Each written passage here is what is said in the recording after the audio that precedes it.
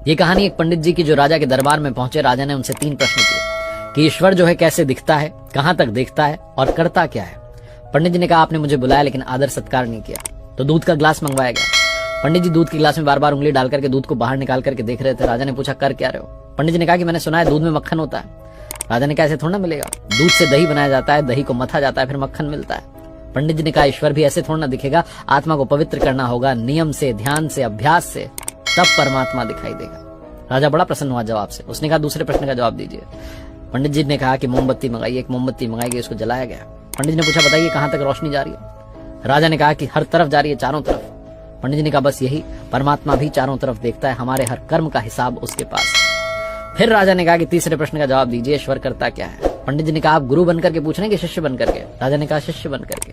तो पंडित जी ने कहा कि आपका गुरु तो नीचे खड़ा हुआ है। तुरंत राजा ने पंडित जी को जाकर के सिंहासन पर बैठाया और खुद नीचे जाकर खड़ा हो गया।